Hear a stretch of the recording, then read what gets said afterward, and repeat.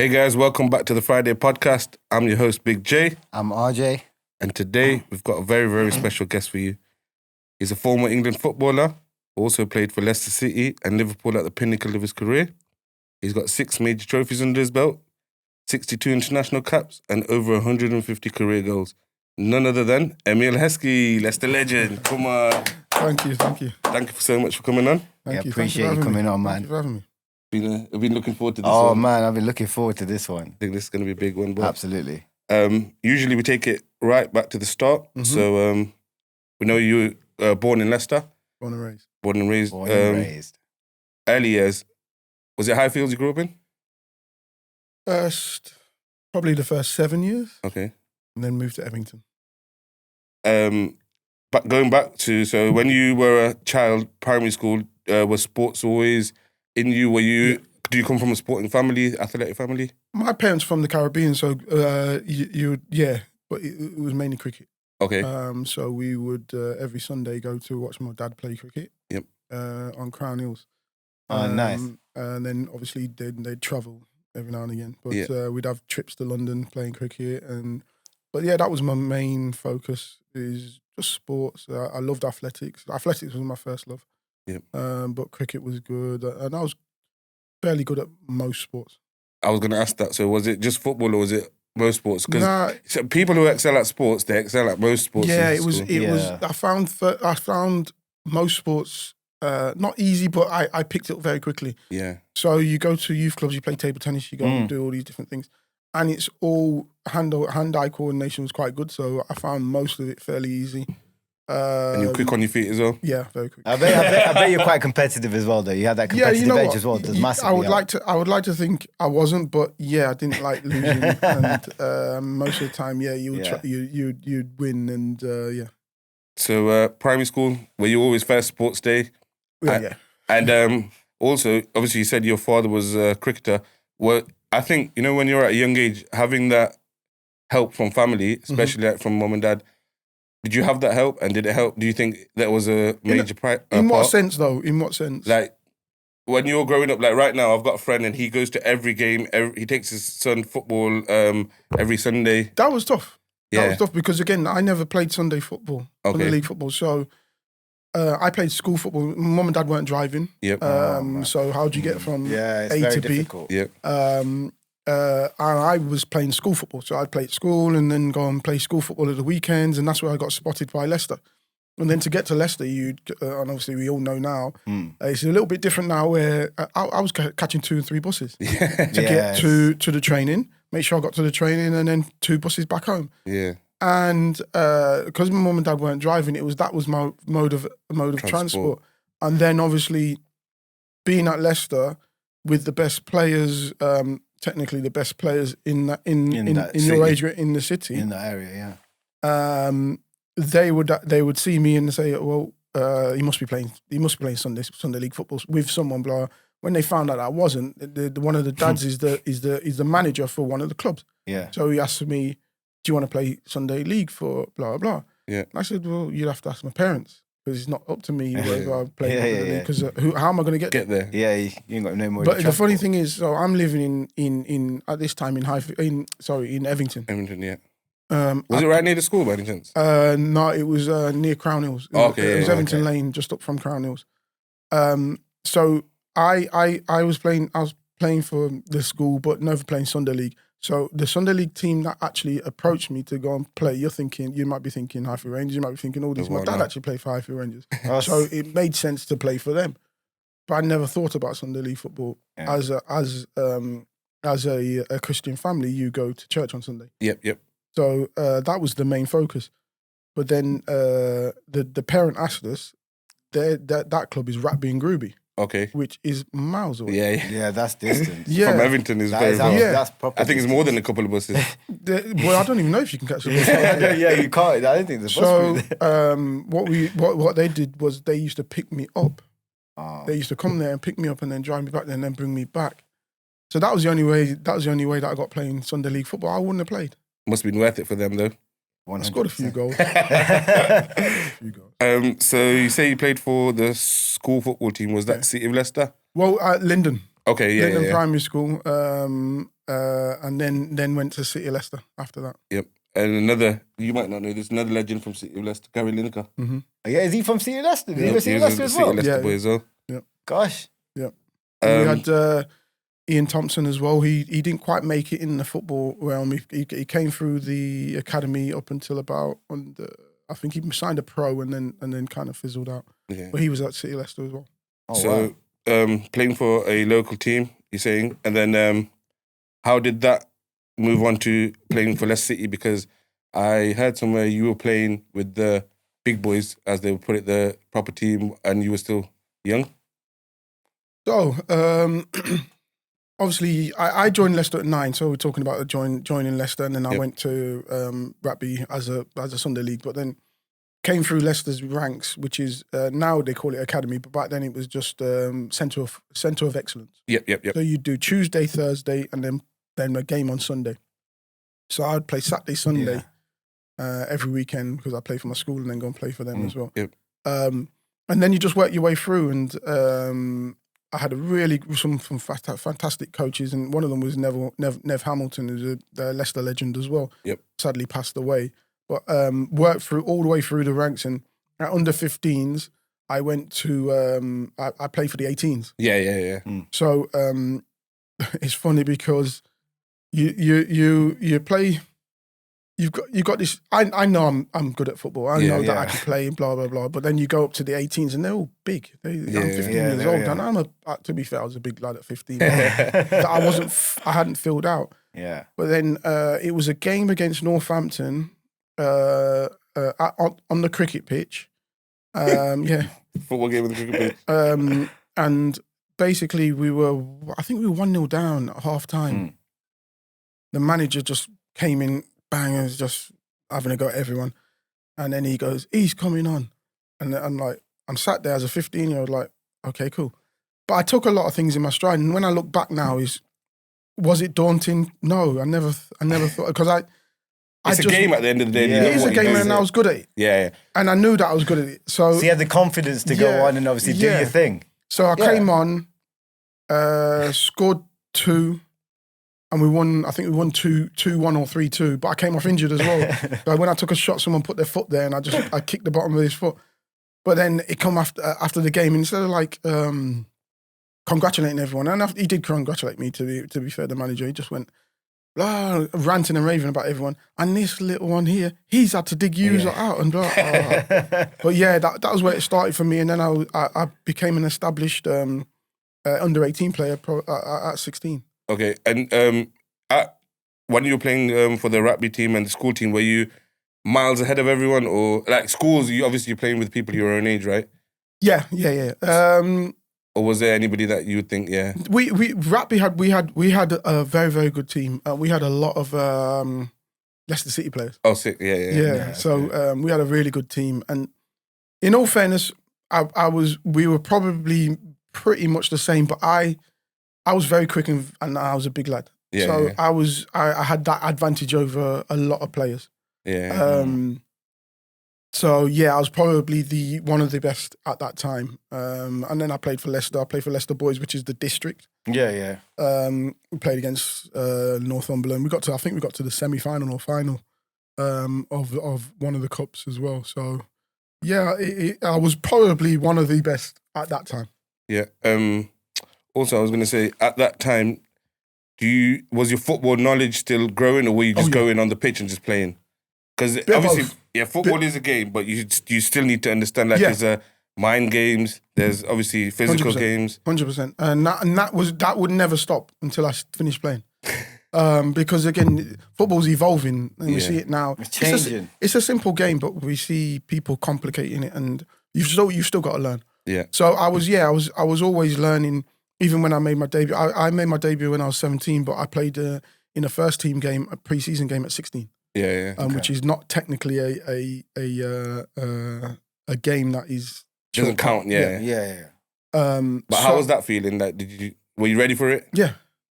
It was weird because I'd played 18s and I was used to 18s, and by the time I was still at school playing 18s football. Yeah. By the time I left school, and then I was actually an under 18s player. Yep. I was 16 then. I'd outgrown that level. Yeah, it makes sense. Yeah. I'd outgrown that level. Yeah. I wouldn't like to say it was too easy, but I wasn't challenging myself. Yeah, it doesn't. Yeah, no. You don't enjoy it. You end up. I actually did enjoy it because it was my Obviously, you're winning. my teammates. It's like you got a cheat code already. Yeah. Well, put it this way. So I played in a preseason game and I did well. Came on, they brought me on, did really well, and someone tackled me and I did my knee. I did my cartilage. Yep. And I was out for 9 weeks. Came back from that. And the first game I scored 4 in the 18s. Second game I scored 4.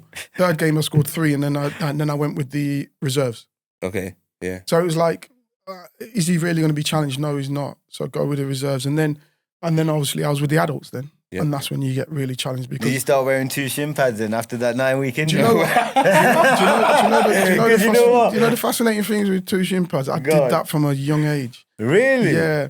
So I had the people that. You had the ankle pads. Yeah.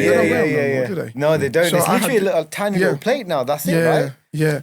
So I had the ankle pad, and you get the all-in-one. So I used to detach the all-in-one and put the ankle pad on, put the shin pad on, and then put another shin pad around the back. That's full protection. Yeah, but you got to remember, you get kicked all over the place. Yeah, 100%. So and like you said, if injury's taking you out for 9 weeks, you do it's whatever in your head. You do. Not and to then get as injuries. well, you got to remember, even goalkeepers, you're not allowed to touch them now. I was allowed to go 50-50 and slide into the goalkeeper. Yeah. Oh, wow, man. So you look at football now, it's nothing like what it was game before. Now. So, yeah, you had to protect yourself, and that was the way I did it. So, going back to when you were a bit younger, this football was your whole life. You didn't have a job outside football. You just went to school and straight to footballer's life. Yeah, straight into That's crazy. Yeah, we did college once a week. But apart from that, it went straight into, because again, like I said, I was 16, I was playing more or less playing first team football. As a child, who was your influences? Who did you look towards? Like, who did you look up to and say, I want to be like that? John Barnes and Ian Wright. Yeah. John Barnes and Ian Wright, yeah. So my uncle was a Liverpool fan, so I got another uncle who's a Man United fan, but I was following my uncle who's a Liverpool fan, so I was always following John Barnes, and I was a Liverpool fan myself, so following him, and it's a great role model to follow, to be honest with you. So who do you support right now? I sit on the fence with Liverpool and Leicester. Liverpool and Leicester. Yeah. That's fair enough. Okay. And also, I wanted to ask, where were you when Leicester City won the league? Where were you at that time? Just at home watching the game. Obviously watching, was it Vardy and all them in their house, and then watching the Spurs game, etc. And did you feel proud? Yeah. Because you never. The fascinating thing is when you look at what we did, and we the era that I played in, we went to playoff final, so we went Wembley. Yeah, we went to 3 League Cup finals. You got to remember, when you go to playoff final, you go up. As it is now, the first names you put when you're saying who's going to win the league and who's going to get relegated are the ones who come up. So we were actually saying, they were saying that we were supposed to be going down.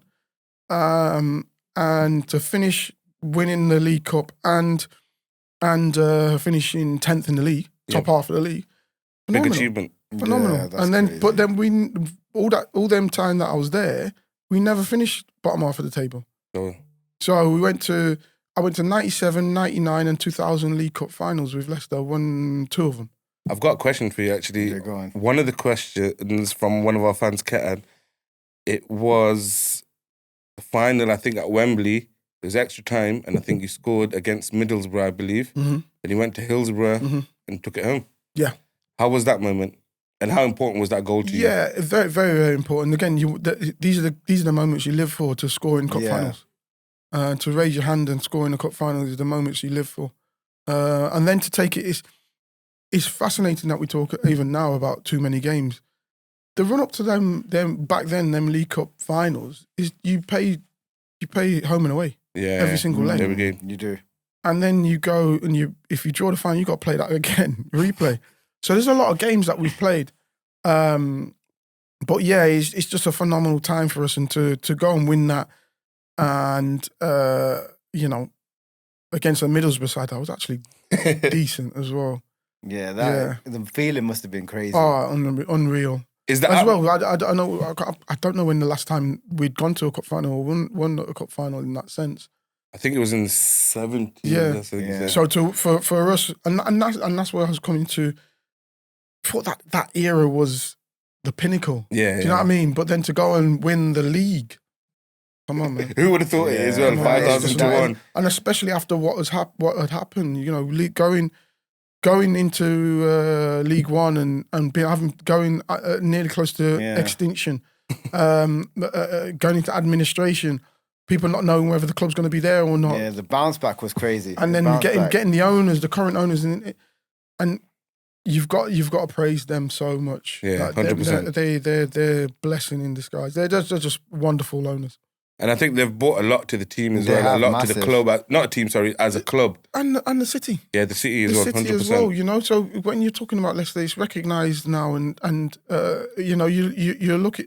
I go to America and they can't even say Leicester, but they know what they know. Yeah, I was just about to say that. You go they say Leicester. Yeah, no, they know what Leicester is because of that. Yeah, that one season. Oh yeah, you guys won the league, right? Yeah. And like you said, even the owners, you know, if you go to Thailand, especially if you went to Thailand around that time. Oh yeah, bro, Leicester City shirts everywhere. Yeah, they were pushing it hard, man. They were. Have you ever been invited down has the family ever invited you to like come and to like see at the stadium? Well, I still go down to the stadium every now and again, and obviously when the late owner was alive, I used to go and sit in the executive box as well. Yeah, they invite me all the time, to be honest. Oh, that's nice. It's getting the time to do it. Yeah, 100%. So it's getting that relationship nice. Do you remember the atmosphere from your first game starting for Leicester, and how was it for you? Like, did you? There's a weird one. Yeah. So obviously, I'd trained with the first team and I'd been around it and confident enough to feel that I'm part of this team. And blah blah blah. But then you go. I was traveling with them, and I was like, you could say it was an apprentice kind of thing. Yeah. You're helping clean up, you're helping do things, jobs and stuff like that with the kit man. But we had a load of illnesses at that period of time. And I was me and plus another one was the only fit strikers. So what they used to do, and they probably still do it now, is they never tell you the team. You go through shape and blah. You do whatever you got to do anyway. And they never tell you the team. It's like an hour before kickoff, they reveal the team and it's all written on the board. And my name was on there. It's probably the best way to do it for me at that time. Because no nerves. I didn't know that I didn't know I was going to start or anything like that. Yeah. So you don't build up any nerves. And when you did see your name on that board, did you think, yeah, this is my time now, I'm ready for this? No. I didn't think anything. I just thought, okay, get your stuff on, let's get going. That's it. Then the nerves start kicking in when you see a full stadium, because I wasn't used to that either, was I? Yeah, that's crazy. As a 17-year-old kid, I'm not used to that. I'm used to playing at the training ground and maybe playing at the stadium, but in front of 200-300 people, because it's like we used to do Monday night football with the reserves. Yep. So I wasn't really used to that. Then seeing a full stadium, and it's the Premier League as well. At the time, it's the beginning of the Premier League. So, but I enjoyed that time. But I knew, and this is the thing that happens throughout my career, I knew that there was a step up that needed to be made. Yeah. And I was confident I could make that step, but I knew that there was a step up that needed to be made, because it's quicker, it's more intense. It's the thought process has to be quicker. Everything's got to be quicker. Do you know, after that? Obviously, after you first start, did the players look at you differently? Because like you said, you were like an apprentice. After you've made your first start, now they're thinking, okay, this guy's actually part of the team now. He's not an apprentice. No, you know what? The players took me under their wing quite quickly anyway. And I think it was because every now and again they'd come and watch the youth team games. Yeah. And they'd see that, and you know, you get it in the programme. Oh, he scored 4. Oh, no. What's he doing there? Yeah. Bring him. But I'd been training with them for so long as well, so they kind of knew what I was about. And then obviously seeing me play was like, they took me under their wings, and they were fantastic. As a footballer, what is your proudest moment? Like, what is the proudest moment of your footballing career? I don't think I can pinpoint one. Or I was gonna say, did you think there's proud moments for every different team that you've played for? For every team you play for, like, for every even step different in your career. step of the career. So making my debut. Yep. Yeah. Proud moment. Scoring in the 5-1 against England. But then Germany. before that, then making my England debut. Yep. Yeah. Well, actually making my under 16s debut, because I wasn't actually a part of the setup or anything like that. I went to a trial. Yep. And got into the squad. So these are all small goals that you're chasing and hitting as you're going along. But I hadn't actually planned the goals. No. Yeah, you're just hitting them. It's just literally going. So then I go, I score my first goal. Yeah. And then I go and I get into the England 18s. And then I bypass the England 18s and I'm in the 21s. I'm playing regular for Leicester. Parents proud of you back then? They see everything along the way. Oh, yeah. Yeah, they're with me along the way. Seeing the growth. So, and then like I'm with the first team, England first team, I made my debut. But these are all goals that are hit and along the way. And then obviously from 16 to I left, to be honest with you. Liverpool were watching me. So I kind of knew that I was on their radar in that sense. We played in a tournament in Kiel under 18s, I think it was. And I think I was a second year. Yeah. So it was pre-season. I must have been a first year, to be honest with you. But I played in a tournament at Kiel and we played against Liverpool and from then I knew they were watching me. Yeah. And then to get to sign for Liverpool, I could have probably left at 16, but I chose because I wanted to play for Leicester and I wanted to prove myself before I actually did anything, went anywhere. I chose to stay. I could have left at 16, I left at 22. Leaving even at 22, was that a shock going to another city? Because I have a friend, his son's a footballer, and I think he's got like a football foster family. He lives, so obviously they're from Leicester, but his son plays for Derby, and now he lives with that family. But obviously he's a bit younger than you were when you went to Liverpool. How was that? Was it a shock to the system? Very tough. I was ready for it football-wise. Yep. I wasn't ready for anything else. Yeah, because Leicester's quite a small place, and obviously going to Liverpool, it's a very big place, man. Well, no, Leicester's bigger than Liverpool. What? Yeah, I think Leicester's bigger than Liverpool. Actually, is it? I think so. Oh, wow. My cousin lives in Liverpool, but I think, is there like a river or something? Yeah, Mersey. But yeah, so it wasn't easy. I never knew what...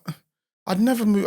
I'd moved out of my mum and dad's house, but I'd never technically moved out of my mum and dad's house. Were you freezing food and stuff like that from doing all sorts, mate, microwaves and all that. Was it like you were at uni, but obviously you weren't at uni? Professional footballer, but I did. The thing for me is I'd never left home, and I'd had my support network there. I'd have all my mates there. Then I'm going to another city, and with all due respect, the accent, first and foremost.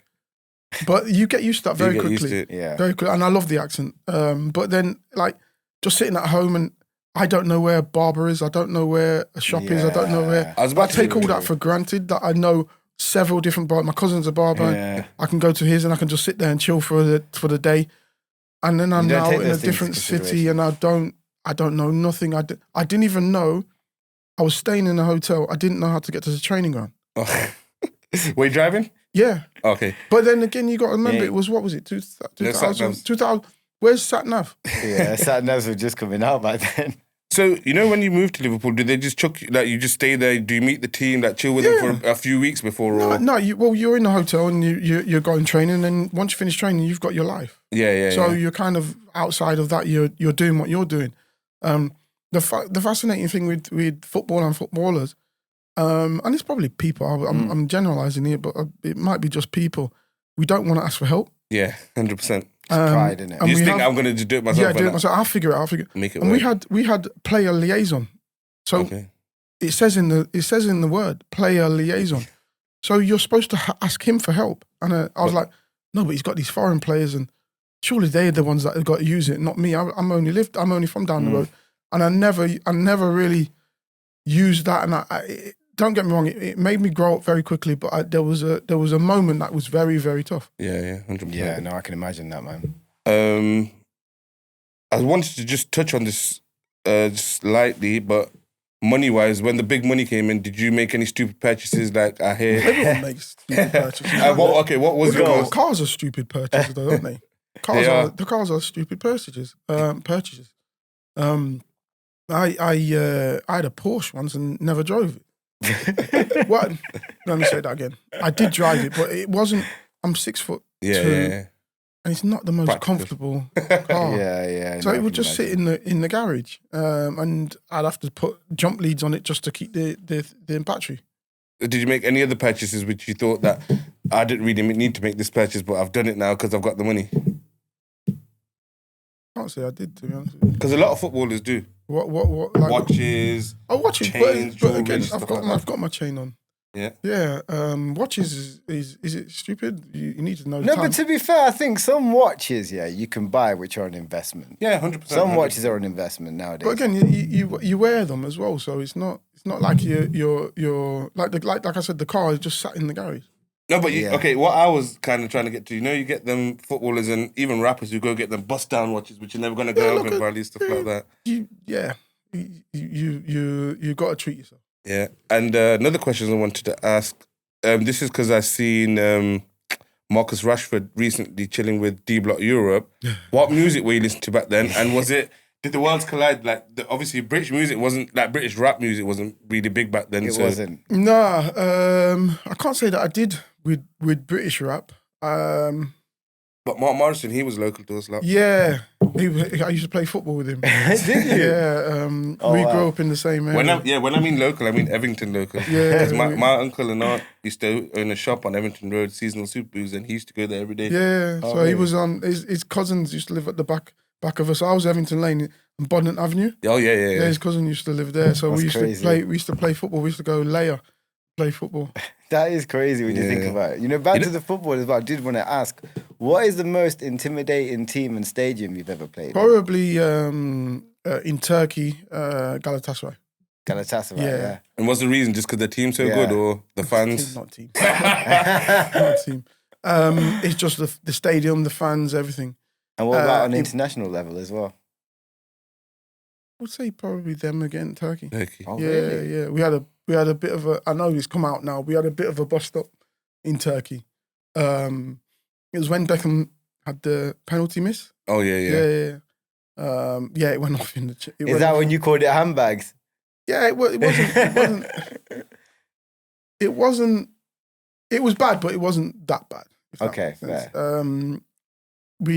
So I come into the tunnel and you get you come through the tunnel and you get like a breakout.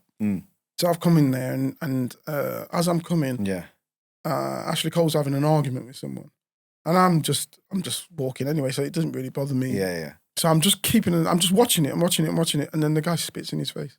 Ooh. No, that's a big no, man. You can't do that, Yeah, man. so I slapped him.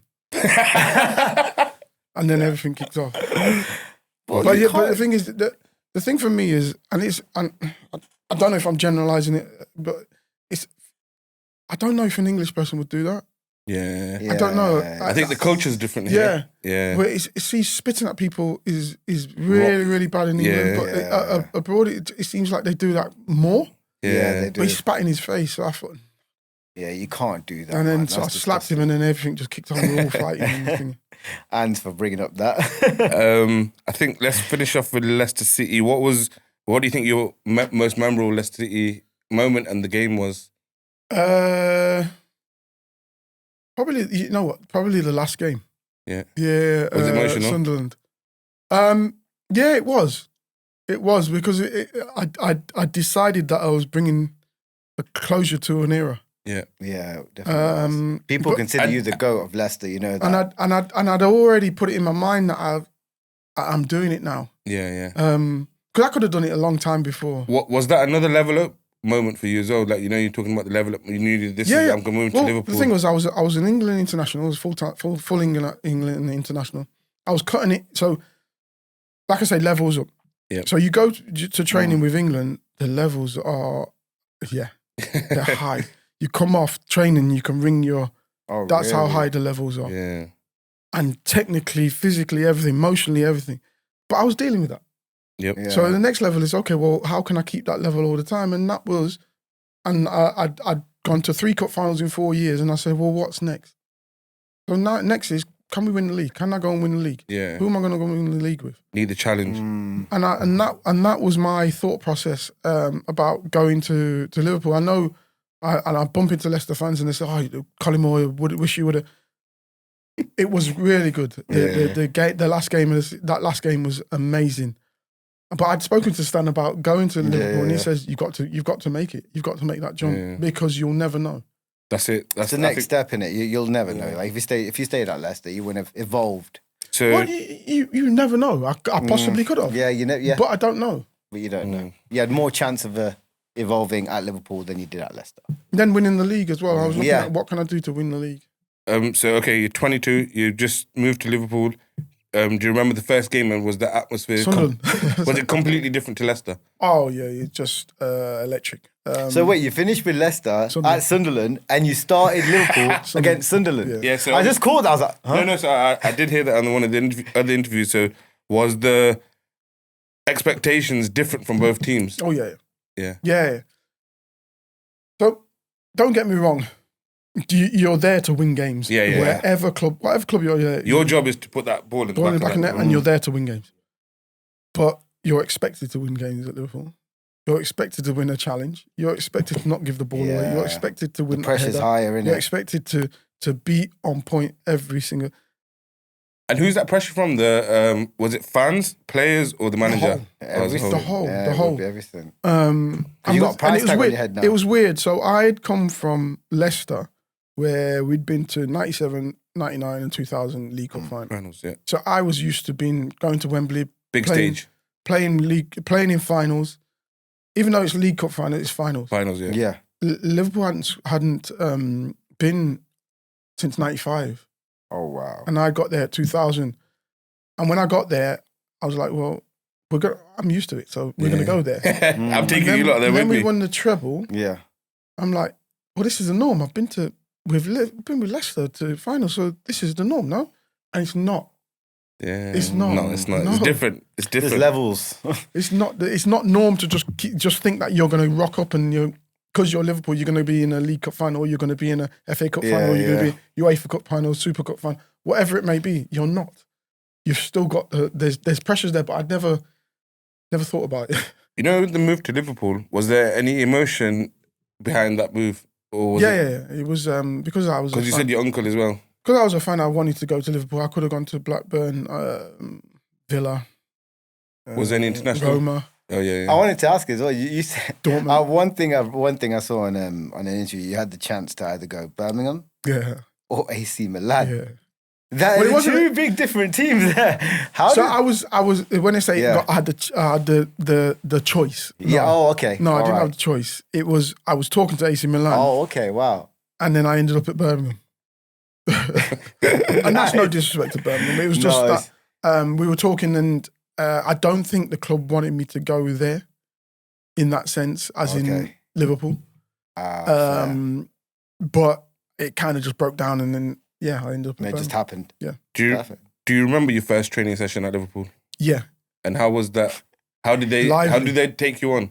No, they were good, brilliant, but it was lively. So I'd come from Leicester, where the squads are not that big. The squad's not big, and you've probably got a handful of players, with all due respect, that you have to protect. Yeah. So weren't tackling. Yes, we close down. We have a tackle, but it's nothing like aggressive. Then going to Liverpool, where you train the way you play. Yeah. So I'm talking. I got the ball coming into me. Stefan Hencho slide bang straight through the back of me. I'm like, what's happening here? I haven't had that for a while, but I enjoy that part of it because, again, if you train the way you play, if you train hard and you train the right way, the games are easy. That's it. Just got to keep your head. What was the most memorable moment in the Liverpool shirt? Wow, got so many. Scoring in a derby. Yeah, against Everton. Yeah. One of these lads said this before Everton support. Let's kick him out. Scoring in a derby is always, and it's derby. Derby days are different. I obviously played in the Leicester derby game. Yeah. But then going to Liverpool, and I played against Everton just before I left. Yep. And it's a tough game. It's a Premier League game, so it's tough. Yeah, it's always tough. Went to there, and I thought I had the mindset of the game that I'd played before. Yeah. But it's not the same. It's not the same. Are the fan bases, is it a big difference between the Leicester and Liverpool? Because Liverpool is a big traditional team and they've got a very passionate fan base. Was it different to the Leicester, and how did the fans take you on? The fans were fantastic. To this day, the fans of both sides have been unreal. They took me on straight away. again, I would like to think I hit the ground running. So if you do that, you've got half a chance. If you don't, you've got to really get them back on your side. And I was lucky because I played with Michael Owen from a young age, so I kind of understood. We had an understanding, and it worked well for us, and the fans enjoyed that as well. So I was lucky. When I say lucky, I was lucky in that sense. Have you got any behind the scenes stories that happened at Liverpool? Not really, no. Good. No. What's your view on Klopp leaving? Because obviously that is a bit of a shock. Yeah, look, I think massive shock. Everyone knows it's going to happen at some stage. Yeah, everything good comes to an end. Yeah, and the thing is, when it happens, it's always going to be a shock. I mean, he lost his head the other day when he called the reporter out of shape, and then he just walked. He's getting there. I think. No, I don't. Again, you got to remember. If I give you a mic and in the heat of a moment... Oh, yeah, no, 100%. You're still a human being at the end of the day. You are a day. human being, yeah. The thing is, one thing we have to do at times is take 2 seconds just to think. If you blurt out what you wanted to say, half the time you'd be sanctioned or whatever. It's how you react and respond. Yeah, that's it. So I think... And a lot of the time, some of the questions that they get asked are just... You know, they're promoting... What's the worst question you've been asked from a reporter? They go, half of the questions go over my head in the sense I forget most of the stuff that they ask anyway because I don't like to keep negativity around. No, that's good. Yeah, you don't want to keep that, mate. You don't want to keep that around. Negative energy is the worst, especially with people around you. You got to release that and let it go. Did you ever have a moment where you thought, "Oh my God," that you were a fanboy of any of the players that you played with? Yeah, Ian Wright. Ian Wright. Big up Ian Wright. We used to with England 21s, we used to fly with the first team. Oh yeah. Wow, yeah. Okay. I don't think they do that now. So when, say for argument's sake, I think it was the Italy game. We'd play Italy as well, but we'd play the day before, and then we'd go and watch them play, and then we'd fly back together. Yeah. And we'd fly. So we'd be on the plane with them, and I got an autograph off Ian Wright. Yeah. and then Andy Cole as well. Andy Cole, he's a legend. So when he was at Newcastle, he scored at Filbert Street. Oh, sick. And we used to do, as YTS academy players, YTS players, we used to have to do jobs, and mine was something, I don't even know what my job was, but I swapped with the guy who was doing the away dressing room just to go and see, me and my mate, just to go and see Andy Cole. That's crazy. Andy Cole, Dwight York, arguably probably one of the best strike forces. Yeah. So going back to football-wise, was it a different type of play for Leicester and a different type of football for Liverpool, or was 100%. It more or less the same? Yeah, no, it's 100%. Again, it was more playing out from the back. It was I was used to it because I was playing with the national team as well. So it's kind of. But again, it was play, pass, move. We don't really play too long. You've got to play through the thirds, etc. Yep. Also, do you think it's coming home for England this year? I have to ask. I thought we were going to say We've got half a chance. We've got half a chance. France you'd say France are the favourites, aren't they? France are the favourites. They did lose against Brazil yesterday. You got a bit of luck. You never know what's going to happen. I think England, as individuals, the footballers. Yeah, if you look at them on paper, they're strong. great. But again, you look at on paper, you would have thought they're the one. Exactly. Yeah. And you're talking about a Brazil side that you. When you're talking Brazil in general, you could name several Ballon d'Ors. Yeah. You can name several who are just you're in awe of. Mm-hmm. You couldn't really do that. No, you couldn't. I think there's something in the water over there. But again, like you're saying, it might be something in the water because I went to watch the game and the way they pass and move and the way they play, you're like, how come he isn't? And then you realise he's at Real Madrid and he's at... Yeah, it's crazy. It's just the movement. It's like poetic, the way they move and pass the ball around that. Okay, so this question can be from any part of your career. As a prominent black footballer, what unique challenges did you face in your career, both on and off the pitch? Unique? Yeah. Like different. I don't think it's unique. Not unique. How do I put it? To everyone. Okay, what was the worst thing that happened to you? I played in Slovakia away, whole stadium making monkey chants. In Slovakia, that must have been crazy. Do you think... You know what? You say it must be crazy that you switch off because you have this from such a young age. You learn to deal with it. You switch off. And my mindset was, and obviously I speak to my uncle. He's passed away, my great uncle, and I used to speak to him and people like that, and they would tell you that when they were growing up in the Caribbean, they had it rough. We didn't have it rough. When you're talking about what we had, you're like, yeah, that's bad. No, they had it. So when they tell me things, and I know that on the football pitch, no fan is going to come on and do anything to me. I'm okay. I'm going to try and shut you up. I'm going to try and shut you up in a different way. Yeah. I'm going to do what? Just pushes you more. Well, exactly what Vinny Jr. does. You know what I mean? Like, for example, when someone did it to him, he came back and he just scored. There you go. Let my feet do the talking. Another question: what's your favourite manager that you've worked under or with? I had two, Martin O'Neill and Gerald Houllier. They're two different. Martin was more of a man manager, and he was like, he'd have a go at you, batter you and all that, but when you actually when you strip it back and see what he's saying, you're like, he's right. Is he saying it for you or is he saying it for him?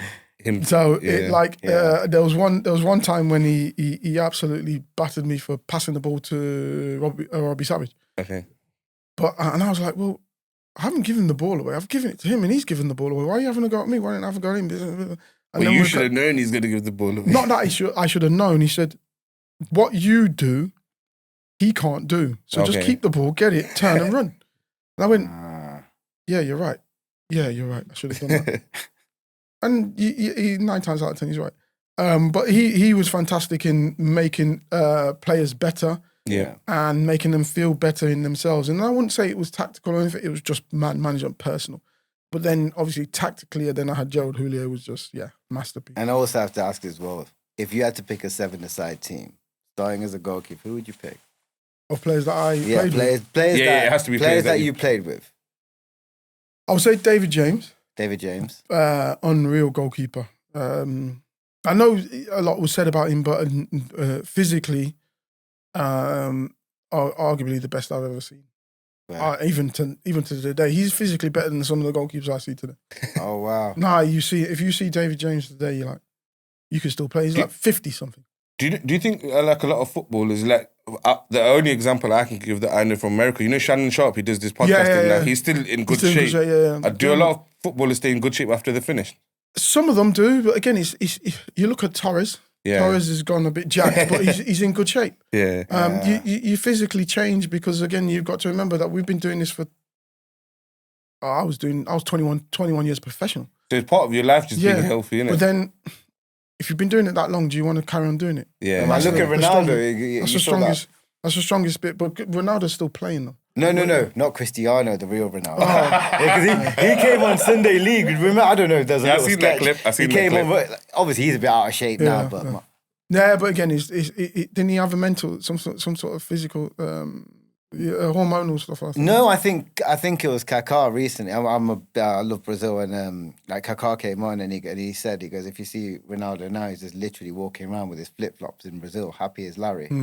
He just goes, no one bothers him, nothing. He's living a good life. Quality, that's what you need. Innit? Do you know what I mean? He's happy. I think I saw him on TV playing a poker tournament once. He plays a lot of poker. Ronaldo. Yeah. Oh, big Ronaldo. Yeah, big one. Yeah. So back I would probably go, Rio, Sol and JT. Yep. Yeah. And then midfield I'll probably go Stevie and... I'll probably go Stevie and Scholesy. No Beckham? No, Gerrard and Scholesy. Yeah, Gerrard and Scholesy, that's solid anyway. Solid. Up front, I'll go Michael. Yeah. Michael. Is that just because you played with him a lot, or do you think he's very, very talented? Nah, because I played with him and I had a real good relationship with him on the pitch, and and then talented as well. You can't take away that talent. You can't. And the thing is, you got to remember the numbers that he was putting up in his early years. It hasn't been matched. Yeah. 100%. It hasn't been matched. So and he was such a good player. I think he was on a podcast recently and he was talking about his injuries, and I can attest to that. And he was saying that he was questioning about whether he really wanted to play. I remember Michael coming to a game and he's injured. Yeah. And the manager said, "Give us half an hour. Gives us this." He played 45 minutes, scored and came off, but he's injured. It's the love of the game, innit? But then we don't appreciate it when he's injured and he can't run around anymore. We're saying he's faking it. Yeah. But he's not. And now he can't hardly walk properly at times. Oh, what? We don't appreciate that, what he's actually put his body through. Yeah. When you look we don't see it until the later years of life, I think. And it's just not just footballers. I think a lot of sports people. I think Cristiano put up a pictures of him bathing by the pool, and if you look at his feet, they were a mess. Yeah. Like honestly, I think the right one's all swollen. Like literally, like when you look at it, you think, how can you even walk in that? And it's just like that mentality. You've got to keep going. Difficult, man. I've got a question for you. I should have asked this a bit earlier, but for yourself, do you think you're naturally talented and gifted, or do you think you've trained so hard to become both? Yeah. Yeah, I was naturally talented, but I had to train. My parents, if I ever told you some of my regimes, they'd be like, no.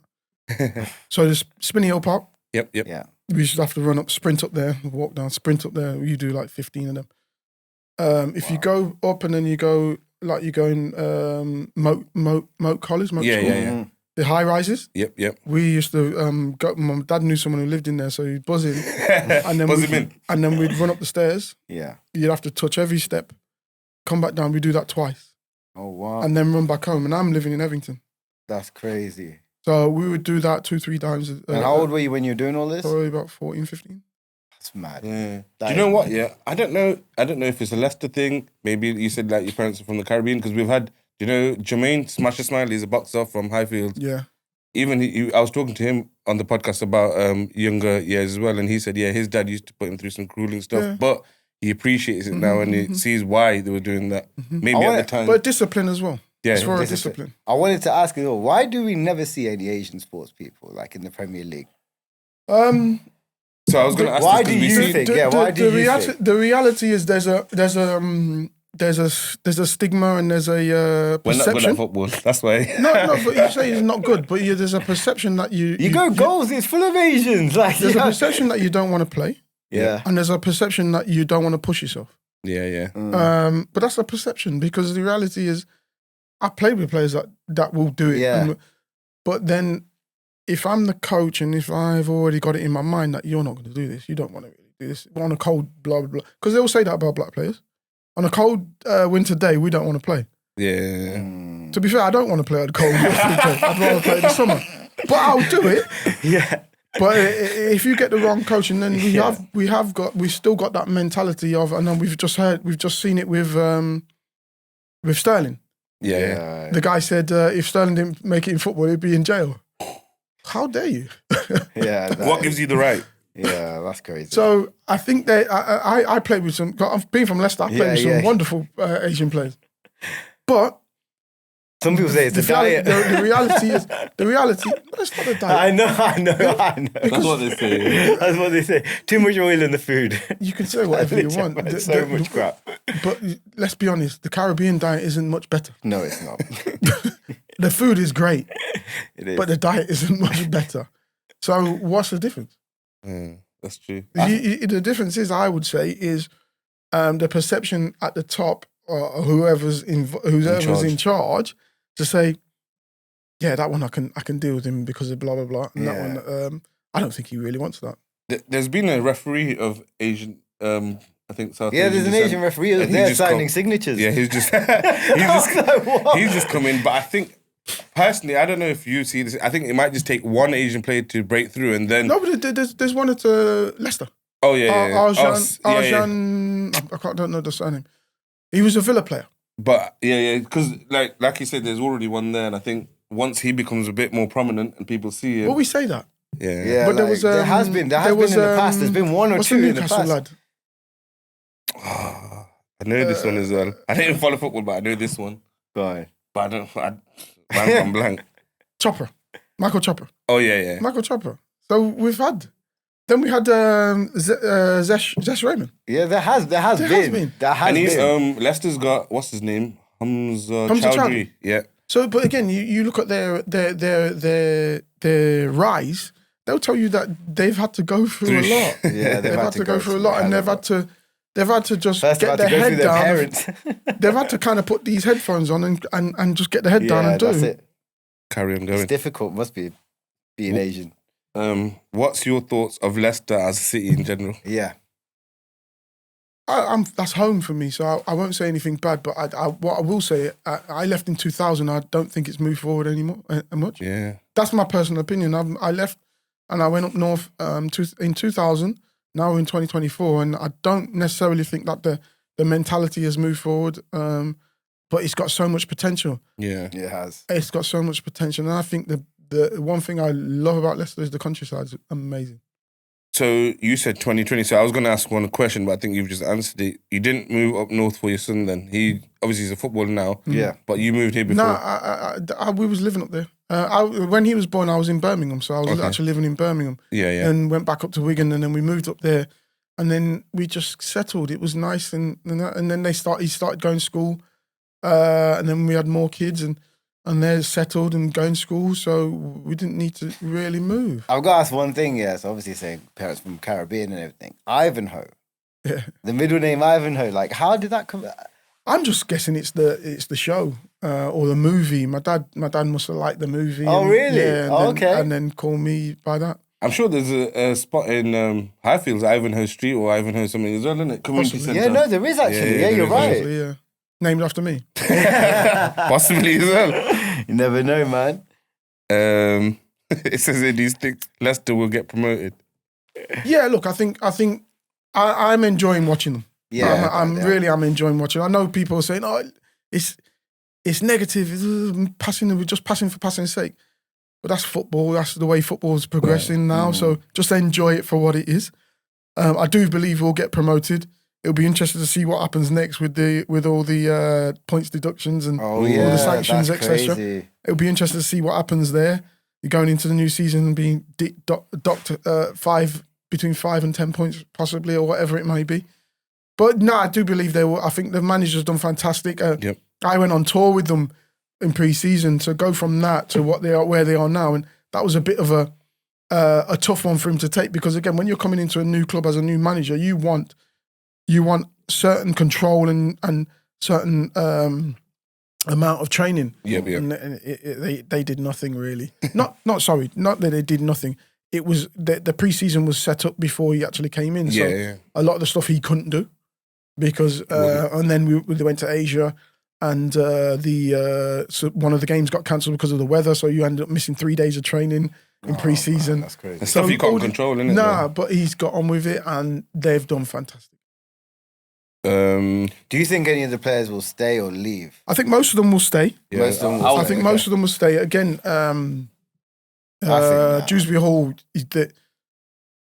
the thing with that one is, I see all the newspapers, 30 million. Yeah, double that. If you want him, double it. Yeah. You have to. What's the point? I remember when Riyad Mahrez left, everyone was going crazy. Yeah. Still remember that, man. I got there's two different questions. Do you think, I think you're involved in the women's football right now. Do you think that will ever be as big as men's football? It's 50 years behind, so it's got 50 years to catch up. It's got time to catch up. It's got time to catch up. And I did have another question, but I forgot what it was now. Oh, here. You might ask it. Go on, which one? Number 6. Okay. Do you support any of the Leicester teams? Like, do you follow any of the Leicester teams, like the Tigers or the Riders? Or maybe this cricket, like you said. No, only football. Only football, strictly football. That's it. I on one of my apps, that's what flashes up them. The Leicester, the men's, the women's, 21s and 18s. Yeah. Also, what are you watching right now, if you ever get the time? Apart from football, obviously. Apart from football, yeah. Formula 1. You're watching the Formula 1 right now, Formula 1. I love Formula 1. Who's your favourite driver? Lewis. Yeah, man. Yeah. But he's not having the greatest of times right now. But again, do you think he's going to make a difference at Ferrari? Yeah, 100%. 100%. Yeah, he's going to do bits. I think that was for him a strong move. You got to look at. I think it's the right move, man. I think you got to look at the brand that he is. Yeah, he's already caused the stir. He is a brand, yeah, and he's not even at your club, or would I say club, or your franchise, or whatever it is. He's not even at Ferrari yet, but he's causing a stir. Yeah, it's causing a massive stir. People are talking about it. It makes people, draws people to the sport. 100%. Isn't it? And it is the most dangerous sport, in my opinion. You can't get any more dangerous than that. Did you see the Australian. No, I didn't watch the Australian. No, what's his name? Russell flipped, and he was literally in the middle of the road on his side. God. Yeah, just dangerous. It is dangerous. Going back to football, what was your greatest moment as a 3-line? I would say 5-1. 5-1 when you scored in that. Yeah. That and scoring in the World Cup. The reality is, when you're younger, that's one of the things that you think of. That's one of the things you want to do is either win the World Cup or score in the World Cup, and I managed to do that. So, do you think England will ever do it? I mean, everyone talks about 1966. The thing is, you got to remember, it's a bit of luck. Yeah, you've got to have that. Always, you've got to have that. And the reality is, they've got a goal scorer in Harry Kane, 100%. So they've always got a chance. Yeah. Do you rate Harry Kane? Kane? Yeah, I like him. I like him a lot. Good finisher. I thought he was a traditional number 9, but he's not really a traditional because he goes all over the place. He never really stays central. And do you think Harry Kane gets the recognition that he deserves? No. He doesn't? No. You know why? Because he's not won anything. Yeah. All these things is individual, which, that's great, but what have you given to the team? Do you think that is a part of success about getting trophies and stuff? Because then if we say that Harry Kane's he's not a very successful footballer, but he is good at what he does. Mm-hmm. Yeah. The reality is you go into football as a team to win something. You're not just going in there, I'm going to score 10 goals and we're going to lose 11-10. Yeah. Didn't you just miss out on a cup recently or something, right? Yeah. Man, I feel bad for the guy staying at Tottenham all that time and then leaving to get a trophy and then he just misses out. As a footballer, what was your most challenging experience ever?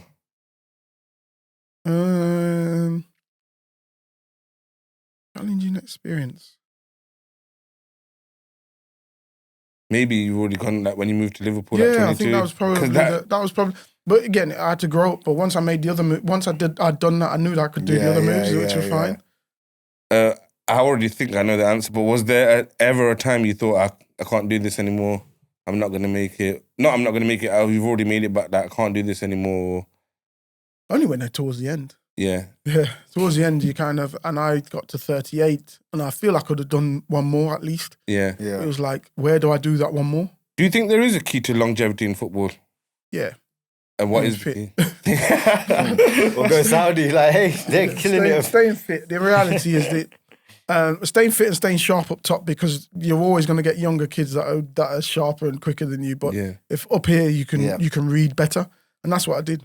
And apart from like your Ronaldo and your Messi, and I'm talking about Cristiano here, who would you say is the best player right now? No, so the way I was going to word this question is, for a lot of Leicester City fans, you're the GOAT. You are 100%. You are the best Leicester City striker or footballer. But for you, who is your GOAT? Of all time? Okay, of all time, maybe, or you can say John Barnes? No. Okay, okay, of all time, and then who do you think is the best footballer right now? Of all time, my GOAT, Romario. Okay. Yeah. Brazilian legend. That 90, was it 94? In 1994 World Cup. But then even before that, when he was at PSV and when he was at Barca, it was just unreal. Some of the skills that he did, unbelievable. So I used to love watching him. And then obviously R9 came on the scene as well. But for me, I'd already fallen in love with Romario. What do you think about that team, though? You know, that Brazil team with R9, Romario. They were just something else. Ronaldo.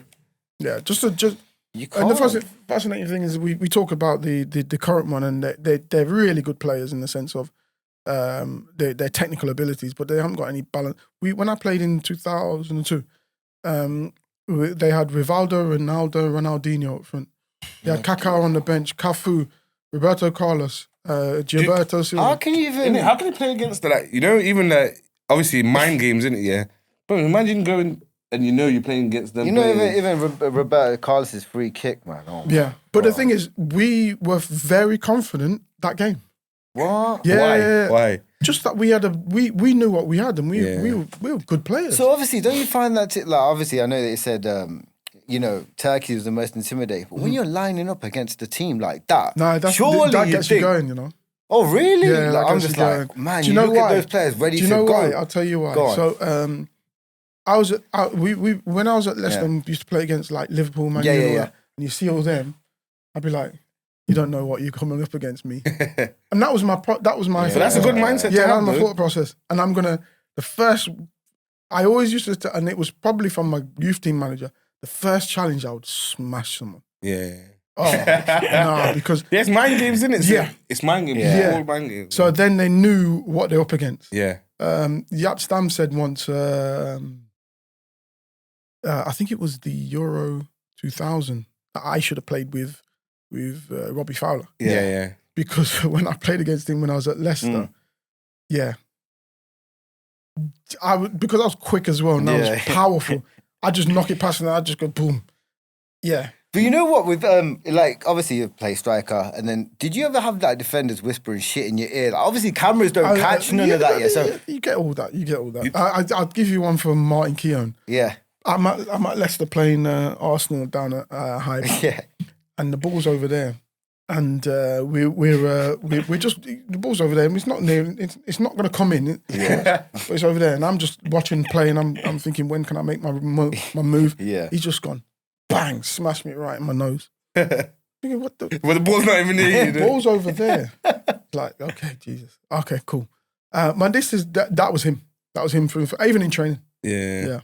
Even on the way here, we were listening to something, and you said there was another guy. I forgot who it was. Joey Barton. He used to play mind games full on. No. Was it? No. He said that he'd wind you, not even you. He'd wind the opposition. Robbie Savage. Oh, was Savage? Yeah, Robbie Savage. But that was good. You needed that. Yeah. You need that because the reality is, if you can get in someone's head, you've got them off their game. Yeah, you're halfway there already. Yeah. And also, being controversial question as well. I just thought of this now. What do you think of the new England kit? Like, we had some of the players obviously masking the flag and things like that. I mean, what's your take on it? The thing is, when you're playing representing your country in that sense, you sign up to wear what they've put in front of you, so you have to wear it. If you're talking about the symbolism, why change it? Yeah, there's no reason to change. There was no reason. So you can't change it. I think it's a talking point for them. Yeah, and who sanctioned it? And that's when you got to go back, strip it all the way back to where it come from, and who sanctioned it.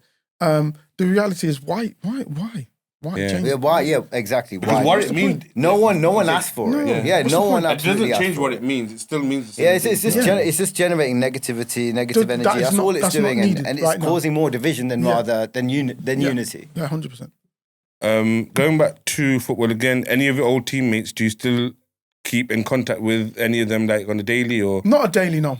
But we did a Q&A with me, Matty Elliott, Steve Walsh, Jerry Taggart, Martin O'Neill, and Stevie Claridge. Oh yeah, yeah. It was fun. It was fun. Just because again, you forget a lot of these, things that happen in training and things that happen on the bus.